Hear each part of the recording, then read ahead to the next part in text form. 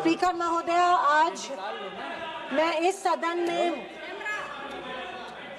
नहीं कैमरा येऊ देना मैडम कैमरा। मैडम स्पीकर, मैं आज इस सदन में क्रोध, वेदना और अपमान की भावना लेकर खड़ी हूँ। अपमान उन सिपाहियों का जिनको सीज फायर की ऑर्डर अपने देश के प्रधानमंत्री से नहीं बल्कि एक विदेशी से मिली। वेदना उन परिवारों की जिन्होंने पहलगाम के आतंकी हमले में अपने परिजनों को खो दिया, और क्रोध इस सरकार पर जो आज तक पहलगाम के आतंकी हमलावरों को न पकड़ पाई है और ना ही उनकी कुछ सुराग ढूंढ पाई है। ऑपरेशन सिंदूर नाम सुनने में देशभक्ति का लगता है, लेकिन असल में ये सिर्फ मीडिया पर किया सरकार का एक तमाशा था। कोई नहीं बता रहा है कि इस ऑपरेशन में हासिल क्या हुआ, कितने आतंकी पकड़े गए, हमारे कितने फाइटर जेट्स गिराए गए, कौन जिम्मेदार है, कौन किसकी गलती है। इसका हिसाब देने का दायित्व इस सरकार का है, मगर देश में सवाल पूछने पर ही पाबंदी है, क्योंकि ये सरकार सवाल सुनना ही नहीं चाहती है, बल्कि ये सरकार जवाबदेही से ही भागती है। अध्यक्ष महोदय, आज की परिस्थितियों को देख मुझे रोम में बने कॉलिसियम की याद आती है। विश्व की सबसे अविस्मरणीय और पुरानी इमारतों में एक है। रोम में बनी कॉलिसियम मनुष्य की कल्पकता और निर्माण क्षमता का एक अभूतपूर्व मिसाल है, पर इसके अलावा वो एक गंदे और घिनौनी राजनीति का भी प्रतीक है। कहा जाता है कि इसका निर्माण उस समय की जनता को खेल और मनोरंजन में उलझाए रखने के लिए किया गया था, ताकि जनता का मूल मुद्दों पर से ध्यान भटक जाए। कुछ ऐसा ही आज हमारे देश की सरकार करती प्रतीत हो रही है। पर अब खेल और मनोरंजन ही काफी नहीं है। किसी महत्वपूर्ण इलेक्शन के पहले आतंकी हमला और फिर सरकार की जवाबी कार्रवाई। आतंकी आए कहां से, कहां गए, ये सरकार को कुछ नहीं पता, पर हमें पड़ोसी देश पर आक्रमण करना है और उसके आधार पर वोट बटोरने हैं। पहलगाम के आतंकी हमले में मारे गए बेगुनाहों की अभी चिता भी ठंडी नहीं हुई थी कि देश के प्रधानमंत्री बिहार में चुनावी रैली संबोधित करने गए। कोई जिए कोई मरे, इनको कुछ फर्क नहीं पड़ता। ये 24/7 चुनावी मोड में रहते हैं। फिर साहब की मार्केटिंग की तरकस से आया नया तीर, ऑपरेशन सिंदूर। मुझे हमारी सेना की बहादुरी पर बिल्कुल संदेह नहीं है। मुझे हमारी सेना की बहादुरी और वीरता पर बिल्कुल संदेह नहीं है, पर इस सरकार की दुर्जनता की सीमा देखिए कि सेना के जवानों को लड़ने जरूर भेजती है, पर हमला होने के पहले दुश्मनों को आगाह भी कर देती है। हाँ, ये हमारे परराष्ट्र मंत्री का बयान था।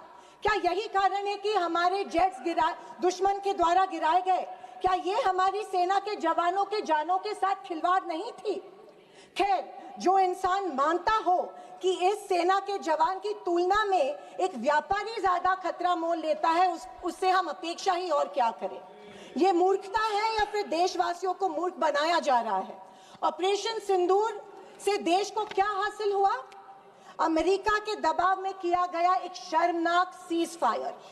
फॉरेन पॉलिसी ऐसी कि मित्र देशों ने आतंकवाद की निंदा तो की, पर पाकिस्तान की नहीं। स्पीकर मैडम, प्रधानमंत्री कहते हैं कि ऑपरेशन सिंदूर का जश्न मनाने का पर्व है। किस बात का जश्न मनाए प्रधानमंत्री जी? हमले के पहले आपके विदेश मंत्री दुश्मन को हमले की पूर्व सूचना देते, उसका जश्न मनाए? इसी का असर ये था कि हमारे जेट्स गिराए गए, क्या इसका जश्न मनाए? या फाइटर जेट जो क्षतिग्रस्त हुए हैं उनके पायलट्स का क्या हुआ, इस देश को अभी तक उसकी जानकारी नहीं है, क्या उसका जश्न मनाए? सीज फायर का ऐलान इनके कथित मित्र ट्रम्प करते हैं, इससे जो हमारी देश की तीनों सेनाओं का मानसिक खच्चीकरण हुआ, क्या उसका जश्न मनाए? और तो और पहलगाम के आतंकियों को कोई सुराग नहीं, क्या इसका जश्न मनाए? इंटरनेशनल कम्युनिटी में भारत की छवि इतनी कमजोर अब तक कभी नहीं हुई थी। हर चीज को इवेंट मत बनाइए मोदी जी। अपने मन की बात छोड़कर देशवासियों को कि सवाल का जवाब देने की भी हिम्मत दिखाइए। याद आती है जब इंदिरा गांधी जी के सामने पाकिस्तान सरेंडर हुआ था और एक हार्डलाइनर निक्सन जैसे को भी इंदिरा गांधी की बात सुननी पड़ी। और विदेशी नीति की तो हालत और भी शर्मनाक है। हमारे पड़ोसी नेपाल, बांग्लादेश और श्रीलंका जो कभी भारत के सबसे करीब थे, आज हमारी पीठ पीछे चीन से हाथ मिला रहे हैं। एक समय था जब भारत के पास नेबरहुड फर्स्ट की नीति थी और आज हमारे पड़ोसी हमें लास्ट प्रायोरिटी मानते हैं। स्पीकर मैडम, विदेश जाकर इंडियन डायस्पोरा के साथ तस्वीर खिंचवाना ही विदेश नीति बन गई है। अब ये सरकार प्रश्न पत्र भी खुद बनाती है और उत्तर भी खुद तय करती है। जनता से कोई संवाद नहीं, पार्लियामेंट में कोई ट्रांसपेरेंसी नहीं। ये सरकार केवल प्रचार की मशीन बनकर काम कर रही है। पहलगांव के शहीदों के परिवारों को जवाब कौन देगा? सरकार की कूटनीति की असफलताओं को जवाब कौन देगा? चीन की बढ़ती घुसपैठ और पड़ोसी देशों की बेरुखी का जवाब कौन देगा? अगर सरकार जवाब नहीं देती है तो सरकार को सत्ता में बने रखने का कोई अधिकार नहीं है। विपक्ष का हर सांसद लोगों के सवालों को उठाता रहेगा और अगर सवालों से डरती है तो कुर्सी छोड़ो। ये कुर्सी, ये पद जवाबदेही का है, सिर्फ इवेंट सेलिब्रेशन का नहीं है।